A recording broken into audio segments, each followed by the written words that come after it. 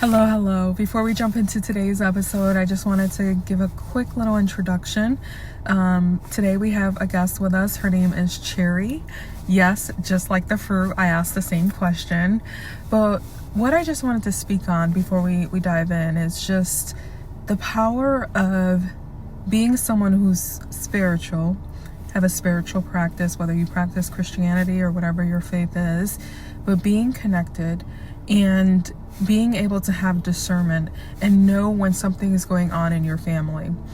I love this story today because Cherry talks to us about her grandmother and how her grandmother recognized the signs and the symptoms that something needed to give and she needed to step in and intervene.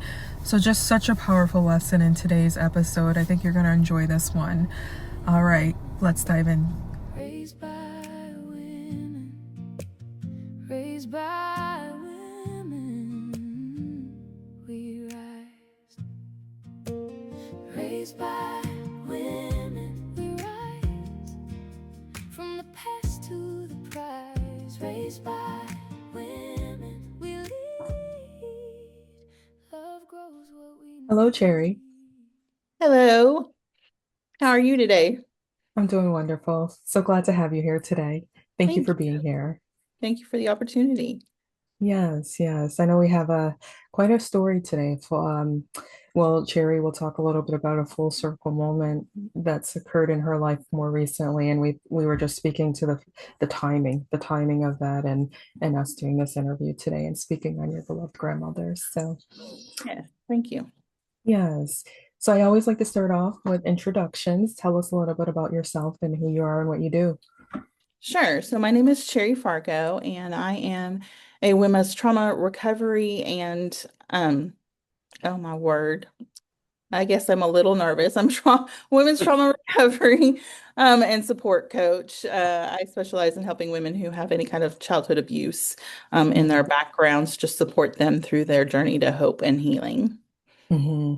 And I know you definitely have a story here with your journey. So tell us a little bit about your story and where that began for you.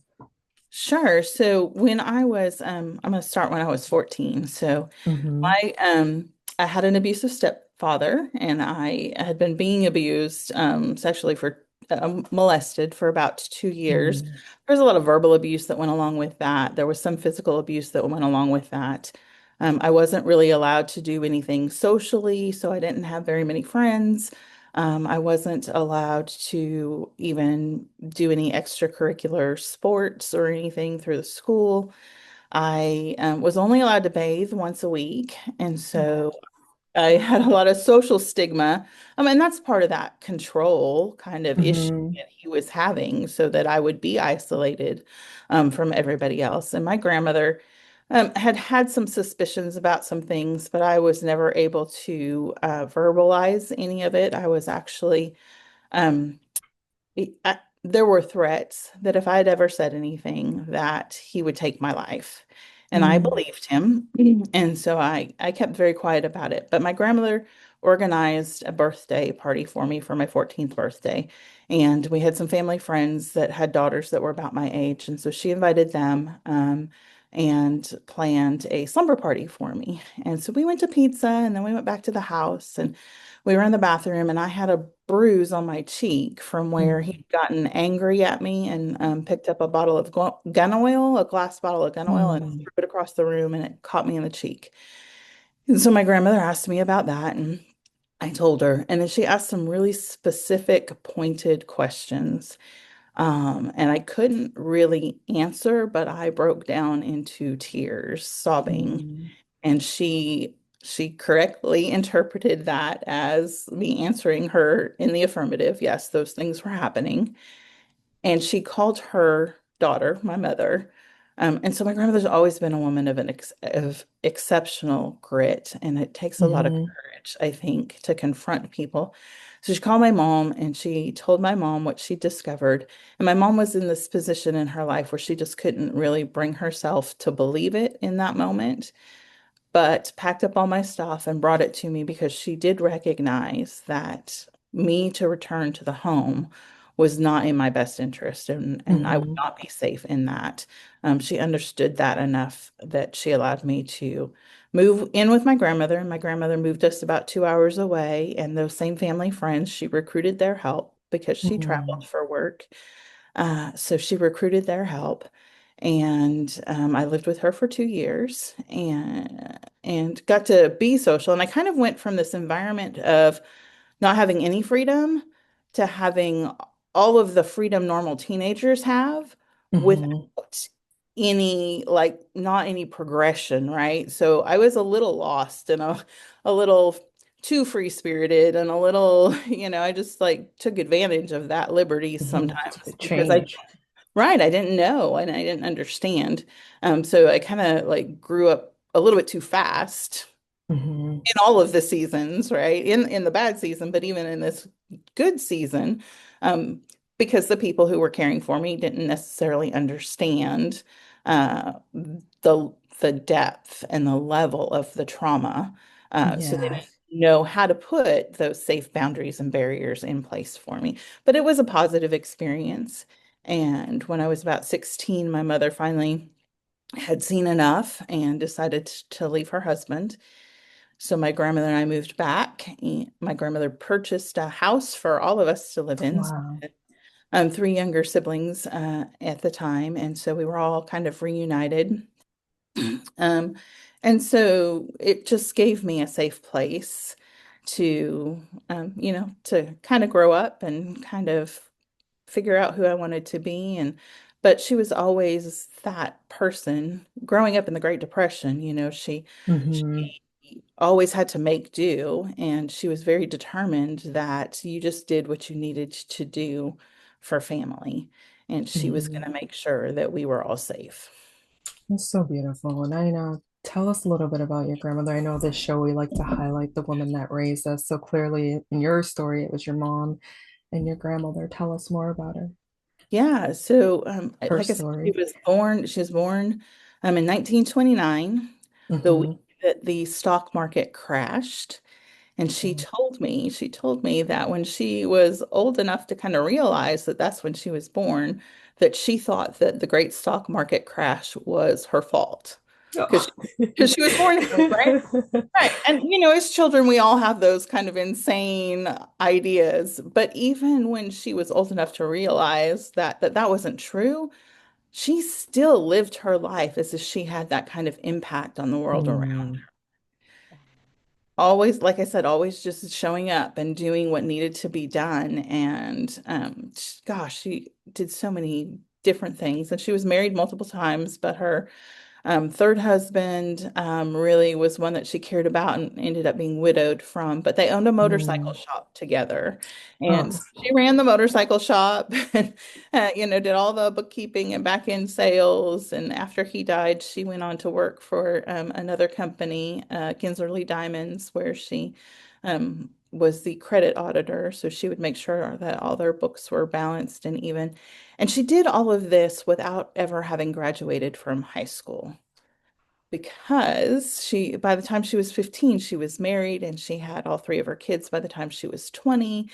And she spent wow. several years just raising them until Mm-hmm. they were old enough to go to school. And then she was divorced and it's like time to go to work and get a job and do what needs to be done. But always very good too at recruiting other people to come alongside and help and finding those right people to be a good support system. That's amazing. Your grandmother sounds amazing, and I know you just recently lost her. Yes, she passed in February. I'm so sorry. I'm Thank so you. sorry. Thank you. Just thinking about your grandmother, what resilience, it feels like based on your story, knowing your grandmother's story a little bit about it, you carried some of those qualities and those traits.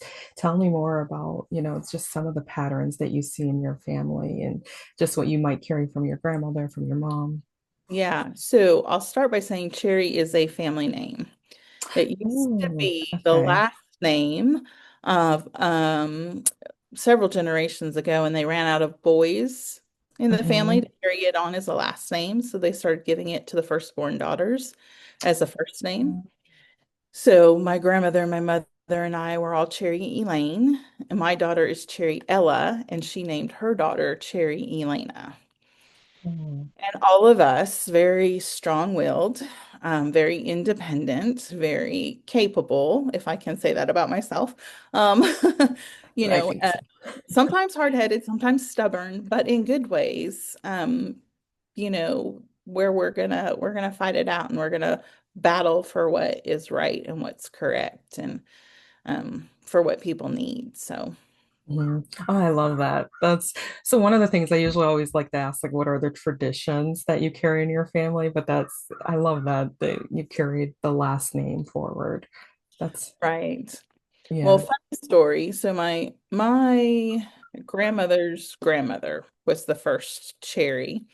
And her middle name was Ella, and I loved it. So when my daughter was born, I'm like, I always felt like Cherry Lane sounded like a street name.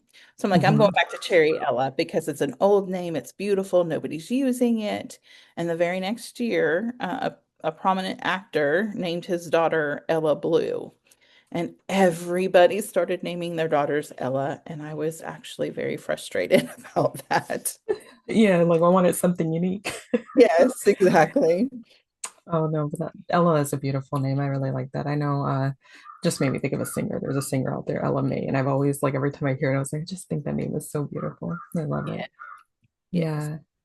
So I know you've had quite a past with the abuse that you've experienced, and I know you're bringing that into the work you do now. So just tell us about how your experience shaped the business that you're building today and why you built it, and just give us that whole background.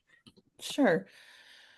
So back in the 80s, when all of this was taking place, it still wasn't really talked about. Hmm. And even those generations before us, it really wasn't talked about. You just don't talk about those kinds of things. You kind of sweep them underneath the rug. Well, you sweep stuff underneath the rug long enough, and you have a pile that you begin to trip over, and stuff Hmm. just kind of oozes out and it interferes. And so it took me a while, but I finally embarked on my own journey of trying to figure this out and find the healing that I needed because I hadn't found that anybody else could fix what needed to Hmm. be fixed. Counseling couldn't fix it. The church couldn't fix it.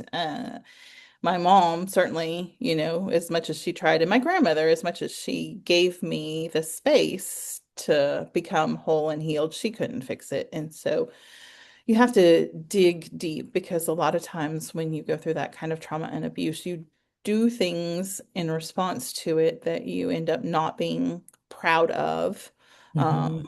but you didn't know what you didn't know. But then you begin to learn that all of these ways that I'm dealing with my trauma are not healthy and they're actually even more destructive. And so I need to figure this out.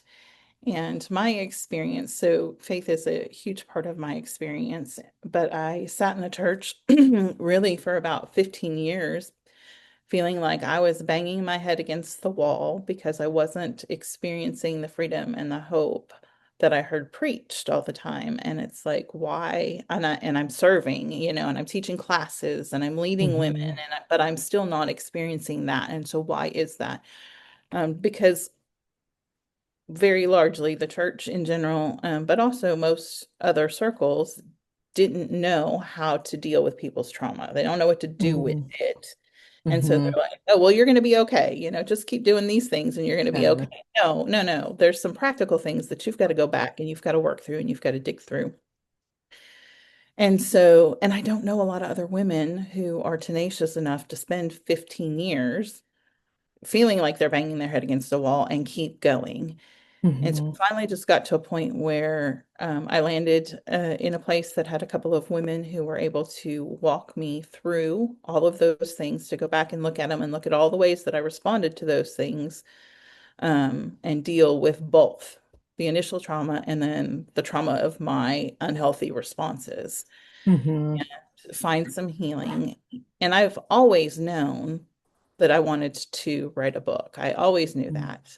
But I kept waiting for that, like you've got to have some healing. You've got to have something to say, Hmm. before you write a book. You've got to have something to say. And I just didn't feel like I had it. So I finally came to that point and I started the book I made a transition from Texas to Oklahoma in the end of 2019, beginning of 2020. I just graduated with a degree in Christian ministry.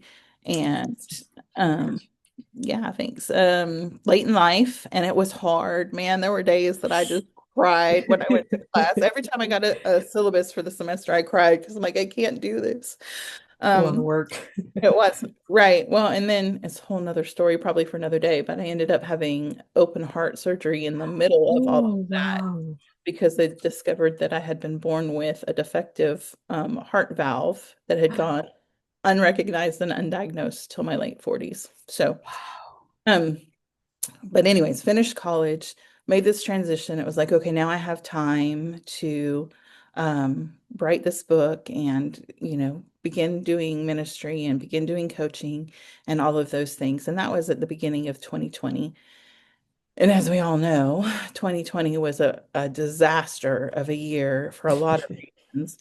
But we made the transition to be closer to my father-in-law, who was widowed, and within a few months, he passed away. Mhm.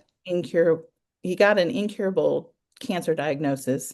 We were finally settled in January 2020. He got that diagnosis in February of 2020.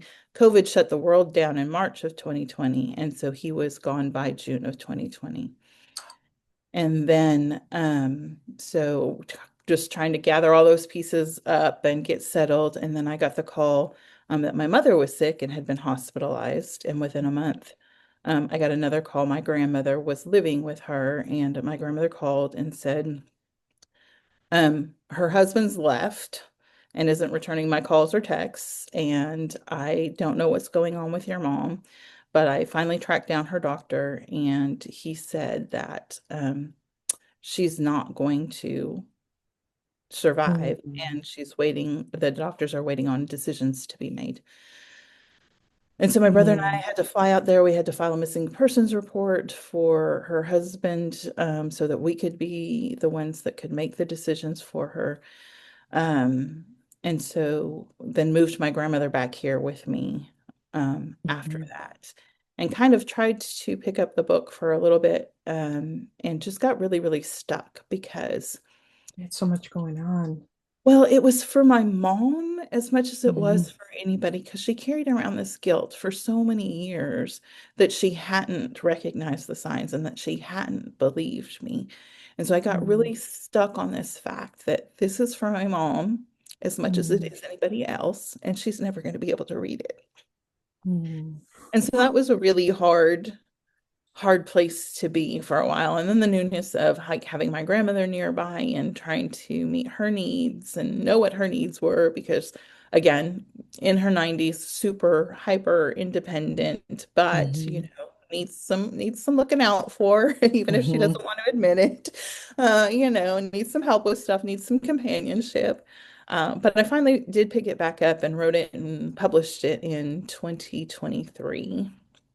Um, and have run several classes based on the book that help other women walk through. It's when I sat down to write it, I'm like, what do I wish I would have had? Right? Yeah. Not counseling, not like give me a step-by-step kind of thing. Give me a way to relate to all this and to walk through it. And so it's really a framework. Mhm. Okay. The whole book is a journey, and it's like recognizing that the shame that a lot of victims carry or survivors carry from their trauma is inadequate, or not inadequate. What is the word? It's illegitimate. That's a good Mhm. word for it. It's illegitimate. Right. It's not theirs to begin with. They shouldn't be carrying that. That's on somebody else. But so often as survivors, we carry that. So learning that's not ours to carry. And Mhm. then learning that we don't have to be afraid of what healing looks like. We don't have to be afraid of what the past looks like anymore. We can step into freedom and healing and hope. And so the whole book's just this journey on identifying those barriers of shame and fear and how do we overcome them, and what are the legitimate roles of shame and fear, and then what are Mhm. the illegitimate roles of shame and fear that we often take on, so that we can then walk through this framework and this process of restoration, so that we can then really know who we are, what is our identity, and what were we made for and created for, so that we can step into that purpose, with Hmm. freedom and with hope, and be able to impart just change and transformation into the lives of other women. That's beautiful. What a journey. I have to ask you, while you were going through this journey of writing the book, you went through a lot. What would you say was the number one thing that carried you through, like all the loss and transitions and going to school and your own medical? Really, it's my faith. It's my Yeah. faith in the Lord. And, Hmm. you know, just knowing I have four kiddos, I've got grandkiddos, Yeah. and didn't have grandkiddos all the way through that process, but had grandkiddos. Um, and there's even more. So, like, I lost my brother, my youngest Oh, brother, at the I'm end of sorry. 2014. And then my younger sister, who I was 11 years older than, and she was my abuser's biological father. So we were technically half sisters. Never used that, Hmm. but um, she struggled with the abuse. He abused started abusing her at the same time that he started Oh, abusing me. So she was an infant, and this is, a large part of why I do what I do, because there are a lot of women who just need some help. And right. I was a little older, I had a little more understanding. I already had a foundation in faith, and she didn't have those things as a child. So she Hmm. really struggled with bipolar depression and drug addiction and promiscuity. And they don't call it multiple personalities anymore. They call it, there's another word for it. But anyways, multiple personalities Hmm. and all of those things throughout her life. And in 2016, maybe 2016, she went to a retreat. Her life was radically changed. She finally Hmm. was happy. She finally knew who what her identity was, and that she had a purpose in this world. And I went down to where they lived. I lived about an hour and a half away to go share with another women's group, just our story. And she said, "Oh, I want to go with you." And I said, "Oh, gosh, hang on a second. I need to tell you what I'm going to talk about." And I don't want you to be blindsided. And so I shared what I was going to talk about. And my mom was there. And it was a moment of healing, really a deep moment of Hmm. healing for Sounds, all of us. And so yeah. and shared. And that day on the way home, she said, "Oh my gosh, I love the way that you share our story. And I can't wait to be able to do the same thing. And I want us to Mm. do it together. And, you tell it so well. I want to encourage other women." And then 9 days later, her leg had swollen up, and my mom was getting her in the car to take her to the emergency room to find out what was going on, and she collapsed, and she was just gone. Oh my God. Um, I'm so sorry. thank you. She was just gone. And that was one of my stumbling blocks as well. It's like, oh my gosh, we were going to I'm do some of sorry. this together, and we were going to um, just be able to share that you don't have to stay stuck. You don't have Yeah. to be held captive by your past, that there is hope and there is healing and you can have a future. And so I was actually working for an organization that is a safe house for sex trafficking, um, Mhm. women who are escaping sex trafficking. And so actually, I found a great deal of support in those ladies at the time that I was Mm. working with. And I'm there to help them, right? And they're just pouring back into me as well. But really without my faith, like Mm. I don't know where I'd be, because it is Mhm. a lot. And when I talk about it, I think, oh my gosh, people are gonna say, is she for real? It's Did like did she really go through all of that? Um, and I'm so yeah, so it's been a lot. it But has been. God is good to me, and I don't couldn't have done it without having a faith. And in God. Yeah. And you're gonna, well, with the work that you're doing now, you're carrying the torch forward for your mom and your sister, your grandmother.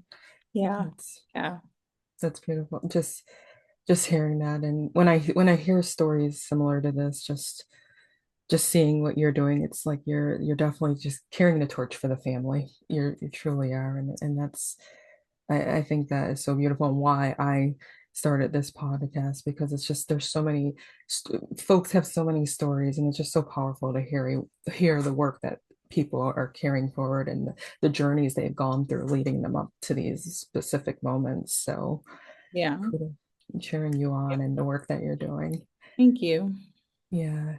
And I will say faith is definitely very important. I know my family had a tragedy. We lost my niece in 2017, and that's the only thing I can see carrying my sister and my brother-in-law is their faith. So you're Yeah. just another example of how important it is to have faith to move you forward Yeah. and carry you through. Mhm. Thank you. Yeah, so wow. What kind of traditions do you now, like with your children? I know you have 4 children, you mentioned. I do. And they're Yeah, kind of spread out all over the place. And so we just simple traditions like we gather every chance that we can. It's hard when all your kiddos are grown and they're scattered to the wind. it is. Yeah. But like celebrating birthdays and trying to make sure everybody's home for Christmas or Thanksgiving, that doesn't always happen. Just keeping up communication. That's a big thing, keeping up communication. So. Hmm. Okay. No, I love it. I love to hear what the different things that folks do. Did you create any new traditions, or will you be creating any new traditions in honor of your loved ones? Um, I don't know. I think something I was talking about with my sister or with my family is just it's something we started doing in memory of my grandmother about a year ago, is just making an annual date to get together and have like a remembrance day for the Yeah, people we've lost, and dinner and looking at photos and sharing stories. So I just think, yeah, I was just curious because you've had a lot of loss, so I was yeah. just curious.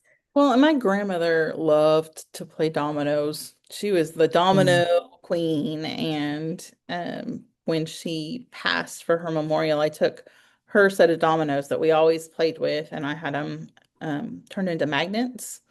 And Oh, so, that's nice. like, everybody in the family got a domino that they could just stick on their refrigerator or whatever. And of course, the people who played with her often got to pick what domino they wanted.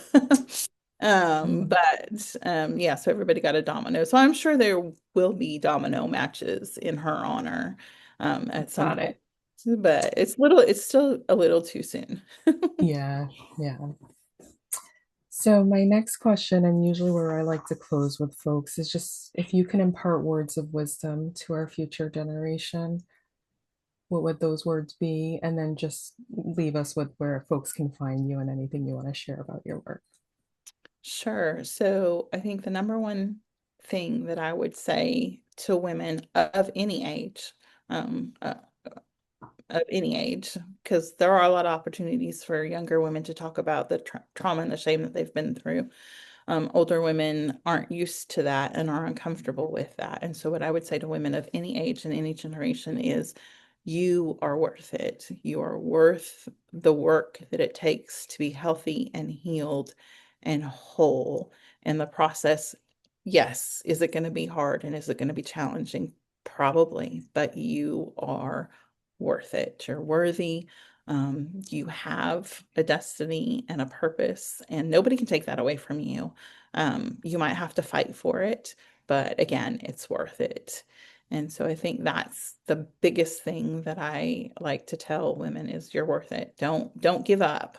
The only way the enemy ever wins is if you give up, if you Hmm. surrender. That's the only way that you can ever be defeated is by surrendering and giving up.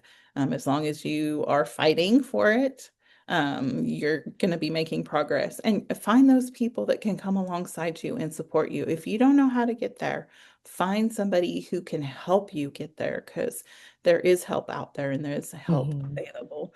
which is all of that is why I do coaching. And I have led in-person classes, but I'm really working heavily now that I have the time and the opportunity to build an online coaching business. And so people can book with me a free 20-minute discovery call.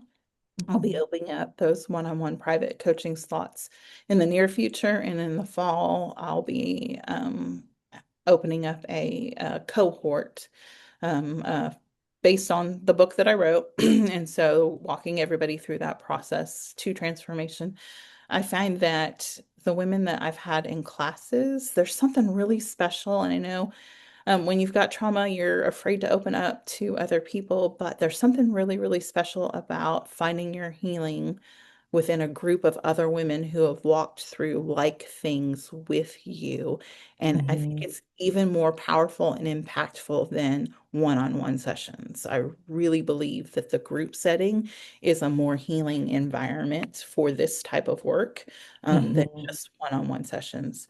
But you can find my website is beingremade.org, and there's tabs across the top that have all of the different things that you can look at. But there's one for coaching that will take you to the coaching site where you can book the free 20-minute. There's also on the homepage a couple of freebies, and one of them is the 4 R's to recovery, which is an Mhm. outline of that basic process that's in my book, and that'll put you on my email list so that you can get notifications and updates about all of the things that I will be launching in the near future.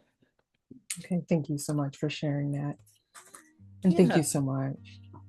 thank you so much for having me. I really appreciate the opportunity.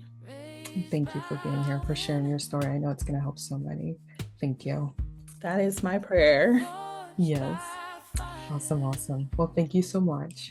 Yes, you're Well, welcome. Thank you.